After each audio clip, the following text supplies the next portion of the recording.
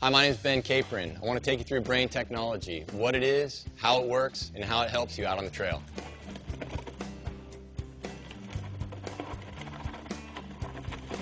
We call it brain technology because it knows. It knows the difference between a pedaling force and a bump force, keeping you firm on smooth terrain for maximum efficiency and going fully active anytime there's bumps, maximizing your comfort and your control. Let me do a little simulation on the floor here to show you the way that works. A rider force, like a pedaling force, doesn't allow the suspension to compress, keeping you efficient. But as you simulate a bump force, you can see you go fully active, letting that bump force get absorbed by the bike. Again, rider forces totally firm, keeping you very efficient. Bump forces allowed to be absorbed by that bike. Brain technology, it knows. So we covered the basics of what brain technology is and what it does for you. Now I'd like to cover some of the finer points. For all these demonstrations, we've significantly lowered the shock pressure to emphasize the way that the brain technology on its own works. Here at Specialized, we make different bikes for different riding experiences. Our Epic is the bike that we make for competitive XC riding, an experience that really puts a premium on efficiency. And then we have our Stump Jumpers, which are our cross-country trail bikes.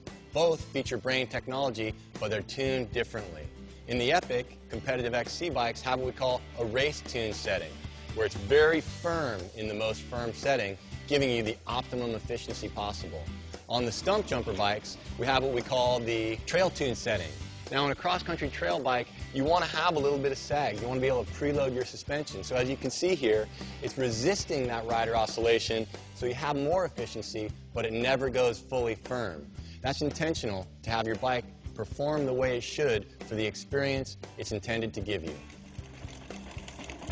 Another fine point about brain technology that's really important to understand is what we call brain fade technology. All brain technology has it, and it allows you to tune how firm the bike is on smooth terrain. So right here I have the Epic set at fully firm setting, and as you can see, it's really resisting those rider oscillations. But right here, this little blue dial enables me to tune that setting so that now I'm fully active, even on smooth terrain. In between that fully firm and fully open position, there's a whole range, so you can tune to your own personal preference and riding conditions for that day.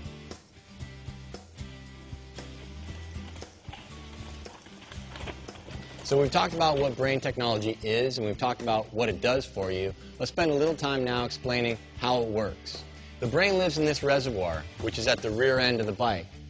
Inside this reservoir is really the nerve center of the brain. And the way it works is when a bump hits the rear end of the bike, the shock moves up, but the brass remains in place, exposing these little holes, which are known as flow ports. When those holes are exposed, oil can flow, the shock can compress, and your bike is active. When you are on smooth terrain, that bias spring covers those flow ports. The shock can't compress, therefore it's firm, giving you that efficient ride.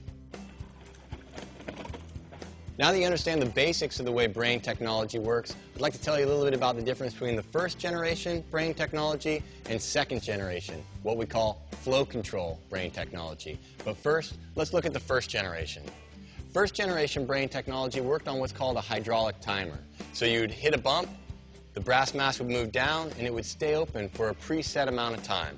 Hit a bump, it goes active and remains active for a few seconds until it closes up and goes firm. But what we really wanted to do was make that reaction time instantaneous.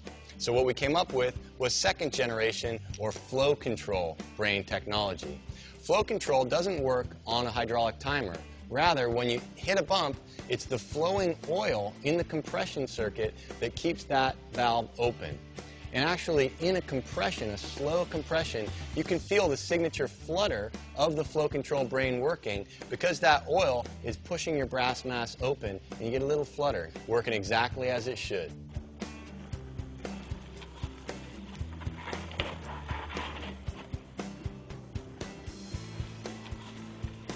So now you know all about brain technology, what it is, how it works, and on Epics and Stump Jumpers, how it gives you a benefit of increased efficiency and increased control.